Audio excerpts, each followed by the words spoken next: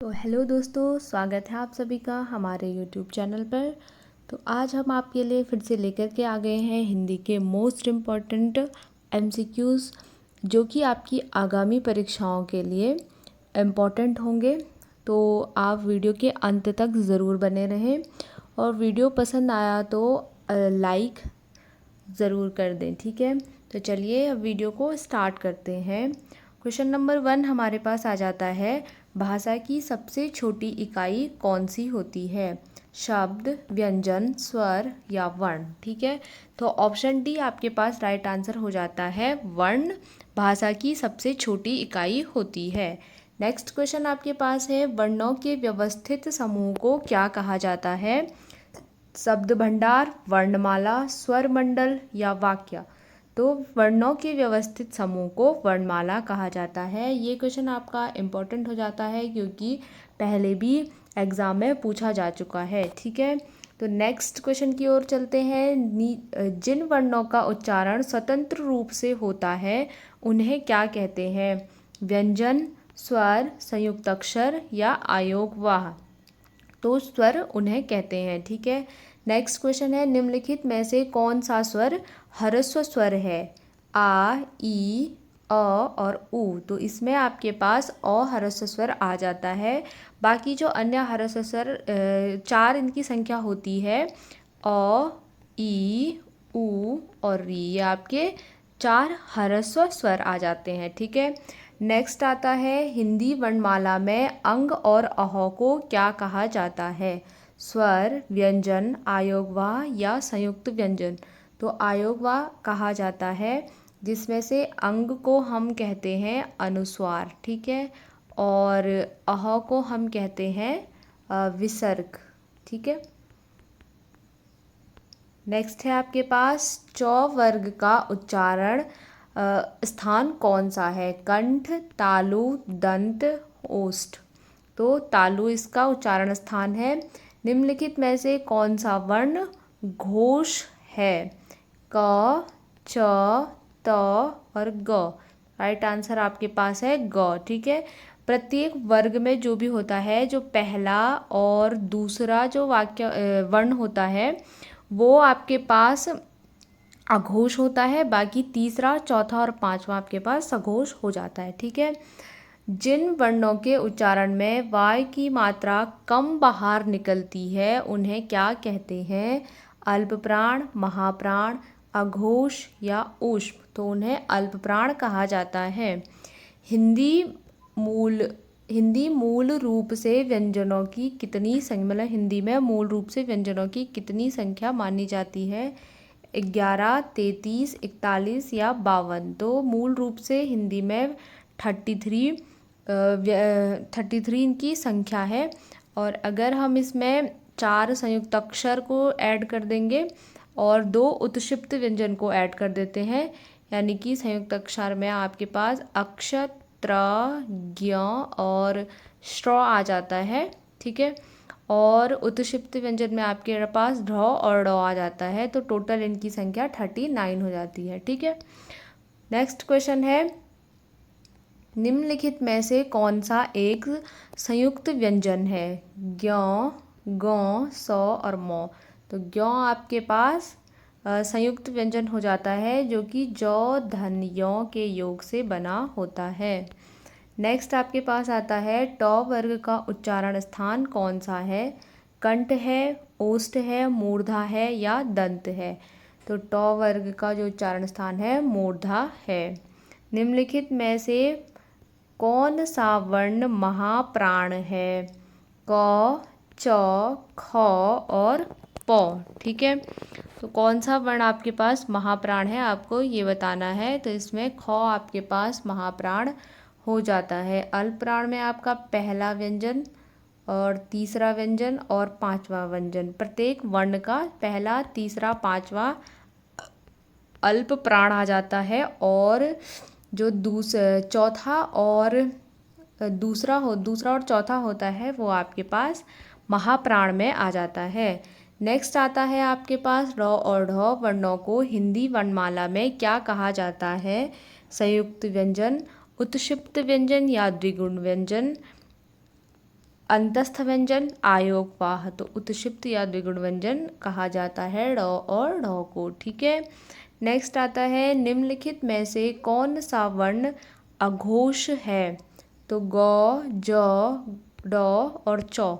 अघोष पहला हो जाएगा क्योंकि ये पहला और दूसरा बताया था ना अघोष होते हैं, बाकी तीसरा चौथा और पांचवा आपके पास सघोष हो जाता है। ठीक है, नेक्स्ट है ओ आओ का उच्चारण स्थान क्या कहलाता है? तो ओ और आओ का उच्चारण स्थान आपके पास कंठ और ओष्ठ कहलाता है। कंठोष्ठ से इनका उच्चारण स्थान माना जाता है। नेक्स्ट है आपके पास निम्नलिखित में से कौन सा वर्ण दंतोष्ठ है, यानी कि दांत और होठों के मेल से उच्चारित होता है? तो कौन सा ऐसा व्यंजन है? थ, व, फ, म। तो वह ऐसा व्यंजन है जो आपके पास दंत यानी कि दांत और होठों के मेल से उच्चारित होता है, और जो वो है वो आपके पास अर्ध स्वर भी होता है। इसे अर्ध स्वर भी कहा जाता है। इसके साथ यौ को भी अर्ध स्वर यौ और वो अर्ध स्वर होते हैं। ठीक है, ए और आई का उच्चारण स्थान निम्नलिखित में से कौन सा है? कंठ तालव्य है, कंठोष्ठ है, मूर्धन्य है या ओष्ठ है? ठीक है, तो कंठ तालव्य आपका राइट आंसर हो जाएगा। ये भी इम्पोर्टेंट हो जाता है, एग्जाम में पूछा जा चुका है। हिंदी वर्णमाला में पार्श्विक व्यंजन कौन सा है? र है, ल है, य है या व है? ठीक है, तो र आपके अच्छा पार्श्विक पूछा है ना, तो ल आपके पास आ जाता है। र आपके पास लुंठित आता है, लुंठित, लुंठित व्यंजन बोलते हैं र को।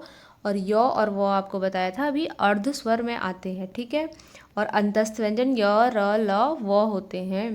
नेक्स्ट है जिन व्यंजन के उच्चारण में जीभ तालू से टकराकर कांपती है उस लुंठित व्यंजन को पहचानना है। ठीक है, अभी बताया मैंने र लुंठित व्यंजन हो जाता है। प्रत्येक वर्ग का पांचवा अक्षर जैसे कि ड, ये यौ आना चाहिए था यहाँ पे। ठीक है, यौ, अण, न और म क्या कहलाता है? अंतस्थ, ऊष्म, अनुनासिक या नासिक्य या महाप्राण? तो ये ऑप्शन सी आपके पास राइट आंसर हो जाएगा इसका। नेक्स्ट है आपके पास स्वर तंत्रियों में कंपन के आधार पर व्यंजनों को दो भागों में बांटा गया है। ठीक है, कौन से? अल्पप्राण, महाप्राण, घोष या सघोष, और स्वर और व्यंजन, स्पर्श और अंतस्थ। Option B is right answer. Next है निम्नलिखित में से कौन सा वर्ण कंठ ध्वनि का उदाहरण होता है? च, ट, त, घ है। क वर्ग जो होता है हमारे पास कंठ के उसमें कंठ के उच्चारण में आता है। तो क वर्ग का जो है यहाँ पे घ दिखाई दे रहा है, तो यही राइट आंसर आपके पास हो जाएगा। ह व्यंजन को उच्चारण स्थान और प्रयत्न के आधार पर क्यों माना जाता है? क्या माना जाता है, सॉरी, काकल्य, स्वर, यंत्रमुखी, होष्ठ्य, मूर्धन्य या दंत्य? तो काकल्य माना जाता है। Option number A right answer हो जाएगा। नेक्स्ट है अर्धस्वर हिंदी वर्णमाला में किन्हें कहा जाता है? ठीक है, य, व, र, ल, श, श या अंग, अह? तो य, व अभी ऊपर भी बताया था मैंने आपको, इन्हें अर्धस्वर कहा जाता है। नेक्स्ट है स्वर के उच्चारण में लगने वाले समय को क्या कहते हैं? मात्रा, रेखा, अनुस्वार या प्लुप्त? तो मात्रा, उसके उच्चारण में लगने वाले समय को मात्रा कहा जाता है। नेक्स्ट है मात्रा के आधार पर स्वर कितने प्रकार के होते हैं? ठीक है, तो मात्रा के आधार पर स्वर आपके पास 5 प्रकार के होते हैं। नेक्स्ट है स्ट्रॉ वर्ण किन दो वर्णों के मेल से बना हुआ है? शोधन र, शोधन र या शोधन र या चौधन र? तो right answer is option number A. Next है उच्चारण के समय जीभ के भाग के उठने के आधार पर स्वरों को किन भागों में बांटा गया है? ह्रस्व स्वर, दीर्घ स्वर, प्लुप्त स्वर, अग्रस्वर, मध्यस्वर, पश्चस्वर, विवृत, संवृत, अल्प प्राण या महाप्राण। तो option B is right answer. Next आपके पास आ जाता है री का उच्चारण स्थान आपके पास कौन सा होता है? कंठ होता है, मूर्धा होता है, तालु होता है या ओष्ठ होता है? तो ये आपके पास तालु हो जाता है, ये आपका राइट आंसर हो जाएगा। नेक्स्ट है आपके पास निम्नलिखित में से कौन सा वर्ण मध्य स्वर कहलाता है? तो मध्य स्वर ये अ है, ये ई है, ठीक है। ओ, आ, ओ, तो ओ आपके पास राइट आंसर हो जाएगा इसका, ठीक है। तो ये थे हमारे पास हिंदी के कुछ इम्पोर्टेंट एमसीक्यूज़। आई होप आप लोगों को समझ आए होंगे, और अगर वीडियो आप लोगों को पसंद आ रही है तो प्लीज़ लाइक ज़रूर करें, सब्सक्राइब करें और अपने दोस्तों के साथ शेयर करना बिल्कुल भी ना भूलें। Thanks for watching.